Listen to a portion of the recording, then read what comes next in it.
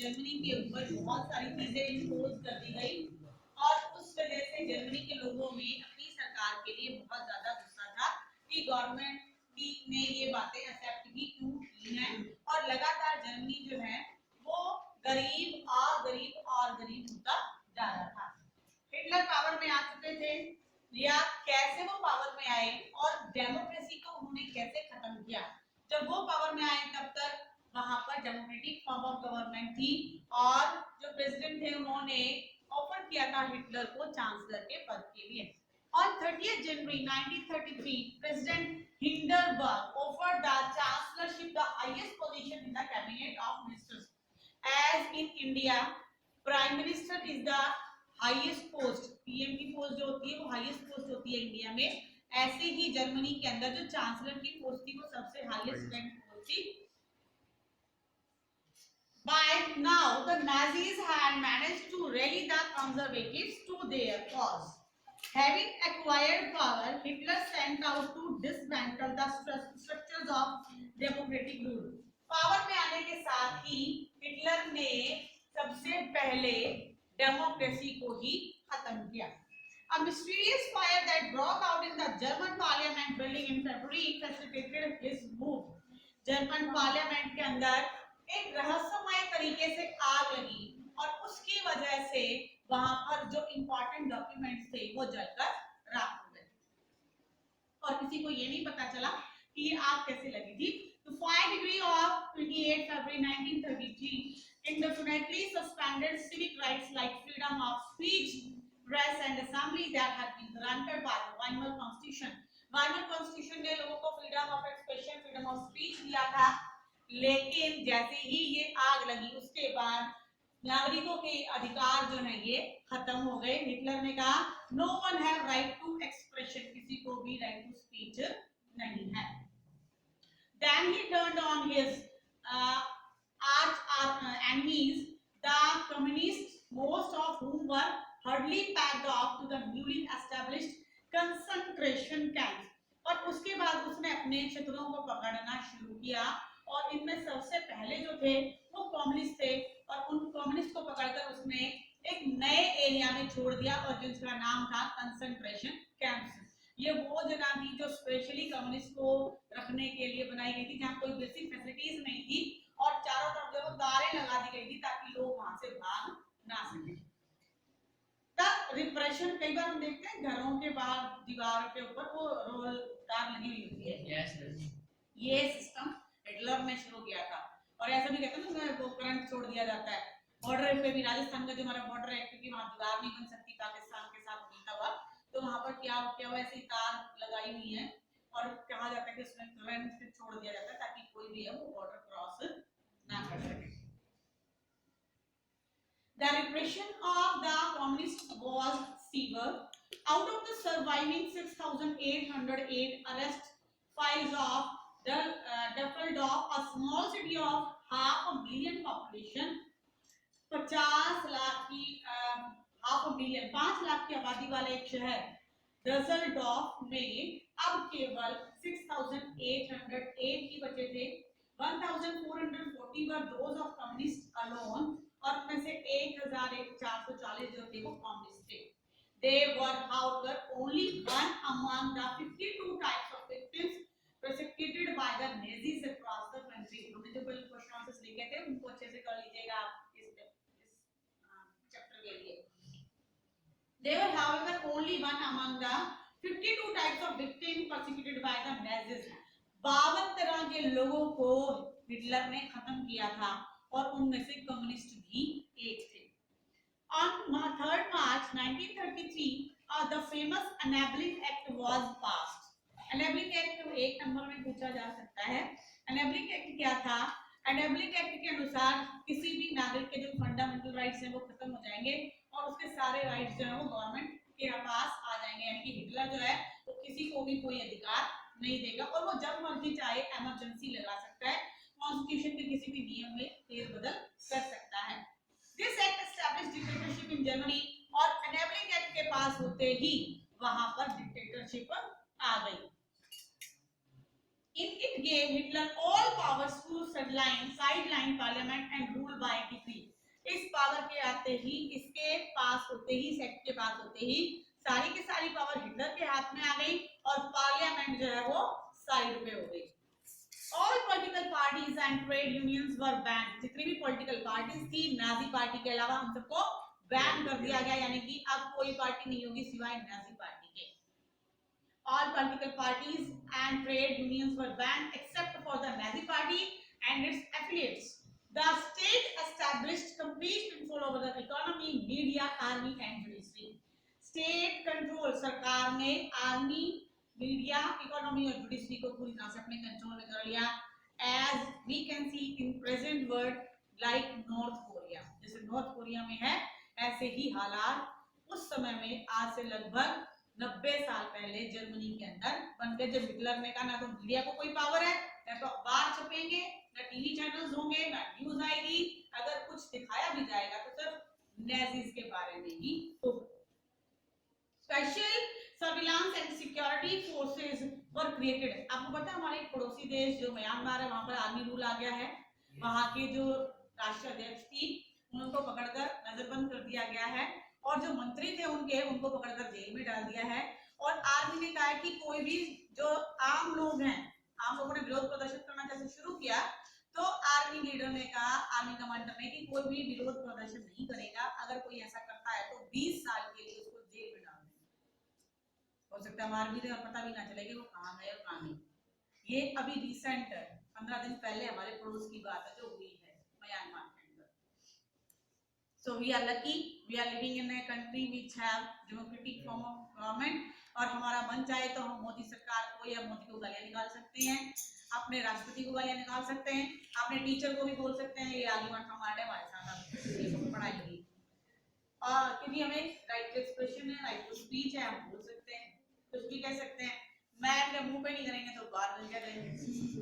ये एक एज होती है जिसमें हमें यूं लगता है बस हमें दिमाग दाना वाले सब पागल है, वो बता मैं ये करा, ऐसे बोला ऐसे कर दिया, लेकिन ये नहीं पता होता कि ये उम्र सब में आती है और इस उम्र में यूं ये फीलिंग आती है कि बस अब हम दिमागदार बन गए हैं, हमारे अंदर ये कलर हम जो करते हैं वही ठीक है, क्योंकि एक्सपीरियंस नहीं होता, वो धीरे धीरे आएगा। जैसे जैसे आप बड़े होंगे तब आप सीखेंगे कि सब चीजें ऐसी ही नहीं होती जैसे कि हम सोचते हैं। सामने वाला अगर मान लो कोई बात करे ना तो ऐसे जबकि होता नहीं है, क्योंकि जब आप सामना करोगे तब हालात वैसे नहीं है। Yes. Apart from already special surveillance and security forces were created to control and order society in ways that the Nazis wanted. Special surveillance and security forces बना दी गई। हिटलर ने स्पेशल पुलिस फोर्स बना दी और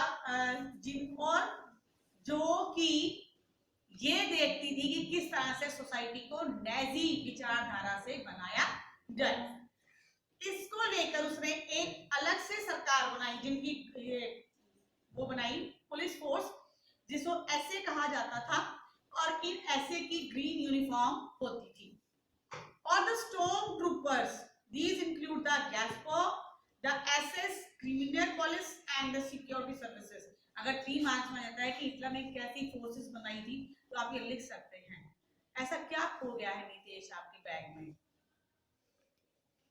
secret police बनाई गई जिसे गैस्पो कहा जाता था। It was the extra constitutional power of these newly organized forces that gave the Nazi state its reputation as the most dreaded criminal state.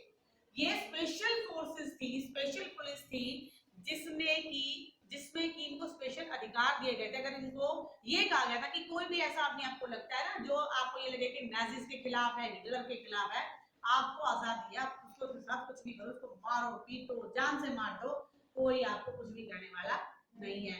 तो इन फोर्सेस ने अपनी पावर का, ऑब्वियसली जब इतनी पावर मिल जाएगी तो गलत इस्तेमाल होगा ही होगा। मैं ये कह दूं जो मॉनिटर है ना वो कुछ भी करे, चाहे मारे पीटे, मेरी तरफ से छूट है, कोई कुछ नहीं कहे मोई तोड़ा।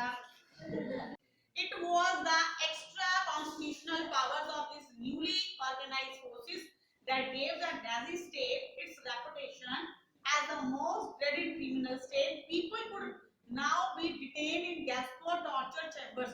अब लोगों को सजा देने के लिए गैस्पोस क्या करते थे? टॉर्चर चैम्बर्स के अंदर भेज देते थे rounded up and sent to concentration camp या फिर कंसंट्रेशन कैंप में भेज दिया जाता था। रिपोर्टेड एट विल और arrested without any legal procedure, लोगों को बिना किसी लीगल प्रोसीजर के ही पकड़कर अरेस्ट कर लिया जाता था और कंसंट्रेशन कैंप में भेज देते थे। पुलिस की गुंडागर्दी। The police forces acquired power to rule with impunity. अपने मन मर्जी के ढंग से अब पुलिस शासन कर रही थी। रिकंस्ट्रक्शन, जर्मनी के हालात ज्यादा खराब हो चुके थे क्योंकि रिसोर्सेज कम बचे थे। अब हिटलर ने लोगों से वादा किया था वो एक ऐसी सरकार देगा जिसमें सभी को अधिकार होंगे, एम्प्लॉयमेंट होगा, युवाओं को रोजगार मिलेगा, क्योंकि जो युवा लोग थे वो बेरोजगार थे, सड़कों के ऊपर ताश खेलते नजर आते थे या फिर वो क्रिमिनल्स बन चुके थे। आप लोग कोई भी अगर व्यक्ति है उसे घर चलाने के लिए या अपने जीवन यापन के लिए पैसा चाहिए, और अगर काम ही नहीं है, देश में नौकरियां ही नहीं है, तो वो क्या करेगा, वो या तो इलीगल काम करेगा या चोरियां करेगा या किसी डकैती में इन्वॉल्व होगा। तो हिटलर ने कहा मैं सब युवाओं को रोजगार दूंगा। अब उसने ये बात कही थी तो वो करना नहीं था। इसके लिए उसने एक इकोनॉमिस्ट को से सजेशन मांगे कि कैसे हम अपने इकोनॉमिक रिकवरी कर सकते हैं। हेजबल सैशे जो है वो हिटलर के मेन उनके कैबिनेट में थे इकोनॉमिस्ट, और उन्होंने ये सजेस्ट किया कि अगर अर्थव्यवस्था को पटड़ी पर लाना है तो उसके लिए जरूरी है कि सरकार ही प्रयास करे। सरकार जो है वो प्लांट्स लगाए, रोड्स बनवाने का काम करे, रेलवे ट्रैक्स बिछाने का काम करे, इंडस्ट्रीज लगाए जिसमें कि लोगों को काम मिलेगा। और उससे क्या होगा, जब लोग काम करेंगे उनको सैलरी मिलेगी, फिर वो उस सैलरी को अपनी जरूरत की चीजों पे खर्च करेंगे। इस तरह से एक सेक्टर से दूसरा सेक्टर मूव करने शुरू हो जाएगा और अर्थव्यवस्था जो है वो पटड़ी पर आ जाएगी। फोर्ड गाड़ी का अगर आपने नाम सुना हो, it was started at that time. Volkswagen जो है उसकी शुरुआत हुई फिर उस टाइम पीरियड में। वॉल्क्सवैगन इतनी पुरानी कार है जो अभी हमारे यहाँ पर भी है अवेलेबल। ये उस टाइम में हेजबल सैशे ने रिकमेंड किया था पब्लिक इन्वेस्टमेंट के लिए, पब्लिक सेक्टर इन्वेस्टमेंट के लिए, और हिटलर ने जो है एक कारों की फर्म बनाई, रोड्स बनाने शुरू किए, उसने रेलवे ट्रैक्स को बिछाना शुरू किया ताकि लोग काम करें और उनको मजदूरी मिले और इस तरह से अर्थव्यवस्था जो है वो सर्कुलेशन में आ जाए। Hitler assigned the responsibility of economic recovery to economist Herzl Sache, who aimed at full production. उसने कहा फुल प्रोडक्शन हो और फुल एम्प्लॉयमेंट हो, यानी कि कोई भी व्यक्ति जो काम करने का इच्छुक हो उसको रोजगार मिले, ये फुल एम्प्लॉयमेंट कंडीशन होती है। और फुल प्रोडक्शन मतलब जितना मैक्सिमम प्रोडक्शन हम कर सकते हैं इस टाइम पे उतना मैक्सिमम प्रोडक्शन करें, जितना सरप्लस प्रोडक्शन होगा उसको एक्सपोर्ट कर देंगे और जितना हमारे देश को जरूरत होगी हमारे देश में बेचेंगे और इस तरह से हमारी इकोनॉमी जो है वो सर्कुलेशन में आ जाएगी। This project produced the famous German superhighways and the people's car, the Volkswagen। और इसी के अंतर्गत जर्मनी के अंदर सुपर हाईवेज बनाए गए और लोगों की कार बनाई गई वॉक्सवैगन। और यूएस में शुरू हुई थी फोर्ड, हमारे यहाँ ये जर्मनी के अंदर वॉक्सवैगन। इंडिया में जो पहली कार थी इंडियन ब्रांड की एम्बेसडर उसका जो इंजन होता था बहुत ज्यादा सॉलिड होता था, भारी होता था, लेकिन जिसका इंजन भारी होगा उसकी फिर माइलेज जो है वो अच्छी नहीं होती, शायद बुलेट की माइलेज सबसे कम होती है। In foreign policy also Hitler acquired quick success. Foreign policy में भी हिटलर को बहुत जल्दी ही सक्सेस मिलनी शुरू हो गई। ही pulled out the league of nation in 1933। मैंने कल बताया था जैसे यूएनओ था, यूएनओ से पहले 1933 में लीग ऑफ नेशन बना था, तो हिटलर ने फर्स्ट वर्ल्ड वार के बाद लीग ऑफ नेशन बना और हिटलर ने अपने आप को लीग ऑफ नेशन से अलग कर लिया था। यूएनओ यूनाइटेड नेशन ऑर्गेनाइजेशन का गठन हुआ था 1945 24 सितंबर में। जब सेकेंड वर्ल्ड वार खत्म हुआ तो ये रियलाइज किया गया कि कोई ऐसा संगठन होना चाहिए, ये शायद सिविक्स में पढ़ा होगा आप लोगों ने, दूसरे तीसरे नहीं पढ़ा, तो ये रियलाइज किया जाने लगा कि कोई ऐसा संगठन होना चाहिए जो दुनिया में युद्ध के हालात को रोक सके। जैसे गांव में पंचायत होती है, अगर दो लोगों के बीच में झगड़ा हो जाए तो पंचायत उसमें सुलह सफाई करवाती है। तो अगर दो देशों के बीच में लड़ाई होने लग जाए तो क्या होगा, होगा, क्योंकि 90 लाख लोग मारे गए और उससे भी ज्यादा लोग जो है वो घायल हुए। एटॉमिक बॉम्ब्स का इस्तेमाल हुआ, उसका इफेक्ट लंबे समय तक रहा, पूरे के पूरे शहर खत्म हो गए, फसलें बर्बाद हो गई। युद्ध होगा तो कहीं पर भी बॉम्ब ब्लास्ट होगा, और कहीं पर भी जब ब्लास्ट होगा तो अनाज जो है, उस समय जो गेहूं की फसल खड़ी हुई है, चावल की, वो भी खत्म हो जाएगी। क्योंकि जो शत्रु है वो ये थोड़ी देखेगा कि हाँ इनके गेहूं जल जाएंगे, तो ये देखेगा मारो, जैसे भी मार सकते हो। तो ये रियलाइज किया गया कि कोई ऐसा संगठन हो जो ऐसे हालात ही ना बनने दे कि दुनिया में फिर से दोबारा कभी युद्ध हो। फर्स्ट वर्ल्ड वॉर के बाद लीग ऑफ नेशंस बना था, लेकिन हिटलर ने अपने आप को लीग ऑफ नेशन से अलग कर लिया कि ये जो है ना, ये केवल जो डेवलप्ड कंट्रीज हैं या यूएस, ब्रिटेन, फ्रांस, इन्हीं की बात सुनता है लीग ऑफ नेशन, तो मैं इसमें शामिल नहीं होगा, जर्मनी इसमें शामिल नहीं होगा। He pulled out the League of Nations in 1933, reoccupied the Rhineland in 1936. उसने फ्रांस को हराकर 1936 में राइनलैंड के ऊपर दोबारा कब्जा कर लिया and integrated Austria and Germany, और बाद में ऑस्ट्रिया को भी उसने अपने साथ मिला लिया। जर्मनी और ऑस्ट्रिया जो है वो इकट्ठे हो गए। कैसे जब उसने ऑस्ट्रिया को अपने साथ मिलाया? क्योंकि हिटलर का जन्म ऑस्ट्रिया में हुआ था, और तो उसने ये कहा कि मैं यही का ही नागरिक हूँ, हम लोग तो भाई भाई हैं और इकट्ठे रह सकते हैं, इकट्ठे मिलकर हम काम करेंगे तो हम अपने देश का विस्तार कर सकते हैं। तो ऑस्ट्रिया जो है वो जर्मनी के साथ मिल गया। In 1938, under the slogan "One People, One Empire, One Leader," he then went on to wrest German-speaking Sudetenland from Czechoslovakia and gobbled up the entire country.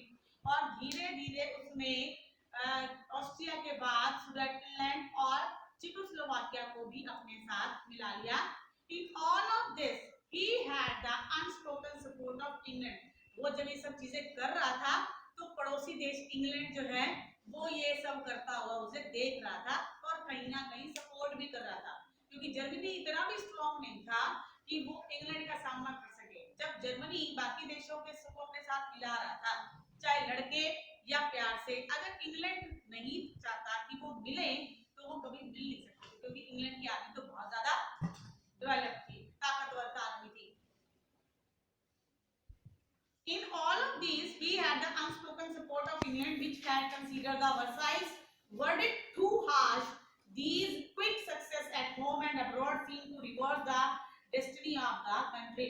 अब इंडिया जब जर्मनी के खुद के और पड़ोसी देशों के साथ व्यवहार जब बने और युद्ध करके उसने जो छोटे मोटे देश थे उनको भी जीत लिया, तो जर्मनी की किस्मत भी बदलने लगी और हिटलर का कॉन्फिडेंस जो है वो सातवें आसमान पर पहुंच गया। अगर कोई मुश्किल सवाल मैं करवा रही हूँ मैथ का, जो किसी का भी ना निकले और एक बच्चा अगर उसको सॉल्व कर ले तो उसकी हवा बन जाती है क्लास में, और अंदर खुद भी लगता है हाँ भाई मैंने वो सम कर दिया था, एक कॉन्फिडेंस की फीलिंग आती है। मैं राइट बोलूं? तो ऐसा ही हिटलर के साथ हो रहा था। एक गरीब देश से वो तरक्की करने लगा था और तरक्की करने के बाद उसने अपने देश का विस्तार भी कर लिया था, तो नो डाउट उसका जो विश्वास था वो सातवें आसमान पे जाके अब मैं कुछ भी कर सकता हूँ, अब मैं रशिया को भी हरा सकता हूँ, मैं फ्रांस को भी हरा सकता हूँ, मैं पोलैंड को भी हरा सकता हूँ, और मैं किसी भी दूसरे देश के ऊपर अटैक कर सकता हूँ। Hitler did not stop here. Hitler यही नहीं रुका। Sache had advised Hitler against investing large, hugely in rearmament as the state still run on deficit financing. Sache ने उसको एडवाइस किया कि इस तरह से इन्वेस्टिंग जो है, इन्वेस्टमेंट जो है वो सही नहीं है। उसने और उसको चॉइसेस दी या ऑप्शन दिए, क्योंकि इस तरह से अगर हम डेफिसिट फाइनेंसिंग करते हैं तो आने वाले समय में हमारे लिए खतरा हो जाएगा। Cautious people, however, had no place in Nazi Germany. लेकिन जो लोग इस तरह की बातें करते हो या हिटलर को ज्ञान देने का काम करते हो, उनके लिए नाजी जर्मनी में कोई जगह नहीं थी। सैशे को भी वहां से निकाल दिया गया। वो सैशे जिसने जर्मनी की अर्थव्यवस्था को बेहतर करने का प्रयास किया था और हो भी रही थी, अल्टीमेटली हिटलर ने उसको भी वहां से भगा दिया। Hitler choose war as the war out of the approaching economic crisis. सैशे ने कहा कि हिटलर हमें युद्ध नहीं करना चाहिए, अगर हम युद्ध करते हैं तो वो पैसा जो हमारे इंफ्रास्ट्रक्चर पे खर्च हो सकता है, जो हमारे डेवलपमेंट पे खर्च होना चाहिए, वो डेवलपमेंट पे खर्च हो गए, युद्ध में खर्च हो रहा है, और युद्ध में जब पैसा खर्च होता है तो उसका कोई बेनिफिट नहीं होता, क्योंकि युद्ध में पैसा खर्च होने से बर्बादी ही होती है। अगर हम किसी से लड़ाई करते हैं तो लड़ाई में कोई फायदा नहीं है। उसने हिटलर को समझाया कि अभी समय सही नहीं आया है अपनी ग्रोथ करने का, आप इस तरह से युद्ध ना करें, युद्ध में जो पैसा खर्च हो रहा है उस पैसे का इस्तेमाल हम प्रोडक्टिव पार्ट पे करें, हम अपनी इकोनॉमी को स्ट्रॉन्ग बनाए। लेकिन हिटलर ने उसकी बात नहीं मानी और उसने युद्ध जो है वो शुरू कर दिए। समझ आ रहा? Resources were to be accumulated through expansions of territory. जैसे जैसे टेरिटरीज बढ़ती जा रही थी वैसे वैसे रिसोर्सेज भी बढ़ते जा रहे थे। हिटलर का मानना था कि जो आसपास के जो भी एरियाज हैं, अगर वो सारे एरियाज को मैं जीत लेता हूँ, जो भी आसपास की जगह है, देश है, उनको मैं जीत लेता हूँ, तो उनके देश का जो भी पैसा होगा वो किसका हो जाएगा? मेरा हो जाएगा। और वहां पर जो भी सोना चांदी लोहा जो भी चीजें हैं, जो रिसोर्सेज हैं, जो लैंड है, वो भी किसकी हो जाएगी? मेरी हो जाएगी। तो मैं पहले फैक्ट्रियां लगाऊं, रोड बनाऊं, सड़कें बनाऊं, रेलवे बिछाऊं, इससे तो अच्छा है मैं जो बने बनाए हैं उनको ही अपने कब्जे में ले लूं, तो ज्यादा मेहनत करने की जरूरत नहीं पड़ेगी। लेकिन हर जगह वो जीते ये भी तो जरूरी नहीं है, और उसकी सेना की भी हार हो सकती है कहीं पर। This started September 1939, Germany invaded Poland. 1939 में जर्मनी ने पोलैंड, जो इंग्लैंड के पास एक छोटा सा देश था, उस पे अटैक कर दिया। This started war with France and England. और इस युद्ध में जब उसने पोलैंड पे अटैक किया तो फ्रांस और इंग्लैंड भी पोलैंड का साथ देने के लिए आ गए, because England and France were the friends. अब अगर कोई मोहित हुड्डा को पीटेगा तो विवेक ऐसे थोड़ी मुंह देखेगा, सागर भी उसके साथ आ जाएगा। तो उनको ये लगा कि जब पोलैंड जो है वो बेचारा कमजोर देश है, उसके ऊपर ऐसे अटैक होगा तो ये मुश्किल में पड़ जाएगा, इसलिए इंग्लैंड और फ्रांस भी जो है वो पोलैंड का साथ देने के लिए युद्ध में शामिल हो गए। In September 1914, a tripartite between Germany, Italy and Japan. Germany को ये लगा ये अगर फ्रांस और इंग्लैंड मिल गए हैं तो ये हमें युद्ध में हरा देंगे। अब जर्मनी ने सोचा कोई ताकतवर होना चाहिए, क्योंकि विवेक तो किसी पे बैठ गया तो उसका और सॉलिड लेकर आओ। तो भी प्लान किया गया, गोलू को अपने साथ मिला, ये ताकतवर है, गोलू के साथ दो और को मिलाओ एक विशाल, क्योंकि ये भी नहीं, ये भी लड़ सकता है। ठीक है, आप बाद में कोई बच्चा इनको कुछ कहेगा नहीं, कई बाद में इनको चढ़ाने लग जाओ, आदत होती है, ऐसे नहीं करना। यस, जर्मनी, इटली और जापान। जर्मनी ने इटली और जापान को अपने साथ मिलाया ताकि वो अपनी पावर को बढ़ा सके। Puppet regimes supportive of Nazi Germany were installed in a large part of Europe. वो छोटे छोटे देश जिनका अपना कोई खास अस्तित्व नहीं था, वो छोटे छोटे एरियाज के जो शासक थे, वो सारे के सारे नाजी जर्मनी के सपोर्ट में आ गए। By the end of 1940, Hitler was the pinnacle of his power. 1940 का टाइम था जब हिटलर अपनी ताकत के चरम पर था, यानी कि अब उसको रोकने वाला कोई नहीं था। और उसके बेस्ट फ्रेंड थे हमारे माननीय राष्ट्रपिता महात्मा गांधी। उन्होंने लेटर भी लिखे थे, इस लेसन में है उनके लेटर्स, कि उन्होंने लिखा है हिटलर को कि आप मानवता के खिलाफ जो भी प्रयास कर रहे हैं ये सही नहीं है, ऐसा आपको नहीं करना चाहिए। और हिटलर जो है वो इंडियंस का सम्मान करता था, क्योंकि उसे ये लगता था कि हम जो हैं हम भी आर्यंस हैं और वो जो है वो भी आर्यन जाति से ही है, तो हम आपस में कहीं ना कहीं हमारे एंसेस्टर्स जो थे वो एक थे। Hitler now moved to achieve his long-term aim of conquering Eastern Europe. अब हिटलर चल पड़ा था अपने उद्देश्य के लिए कि उसने पूरे जो पूर्वी यूरोप है उसको जीतना है। He wanted to ensure food supply and living space for Germans. वो ये चाहता था जर्मन्स के लिए ज्यादा से ज्यादा स्पेस हो, ज्यादा से ज्यादा फूड सप्लाई हो, और इसलिए वो अपने देश को बड़ा बनाना चाहता है। मान लीजिए अभी जर्मनी के अंदर अगर 10 करोड़ की आबादी है, पोलैंड को भी जीत लिया, बाकी देशों को भी जीत लिया, ऑस्ट्रिया भी इसके साथ मिल गया, तो क्या होगा, वो पूरा का पूरा जर्मनी बन जाएगा और 10 करोड़ लोग जो हैं वो इतने सारे एरिया में फैलेंगे तो लोगों के पास रिसोर्सेज ज्यादा बन जाएंगे और लैंड ज्यादा बढ़ जाएगी, जर्मनी ज्यादा अमीर देश बन जाएगा। He attacked the Soviet Union in June 1941. इसी बात को लेते हुए उसने रशिया के ऊपर, ये सोवियत यूनियन हम रशिया को कह रहे हैं, 1941 में जर्मनी ने रशिया के ऊपर अटैक किया। In this historic blunder Hitler exposed the German western front to British aerial bombing and the eastern front of the powerful Soviet armies. The Soviet Red Army inflicted a crushing and humiliating defeat on Germany at Stalingrad. आपको याद होगा, हमने second chapter में पढ़ा था कि युद्ध में जर्मनी ने रशिया को हराया था। छोटा से देश जर्मनी ने जब रशिया को हराया तो रशिया के जो लोग थे उनके मन में अपने राजा के प्रति गुस्सा पैदा हो गया था और उन्होंने कहा था सेंट पीटर्सबर्ग का नाम बदलो, ये पेट्रोग्रेड कर दो, क्योंकि सेंट पीटर्सबर्ग जो है वो जर्मन इन्फ्लुएंस का नेम है और जिसमें हमारे देश के ऊपर अटैक किया, हमें हराया है, उस देश के नाम को हम अपने देश में नहीं रहने देंगे।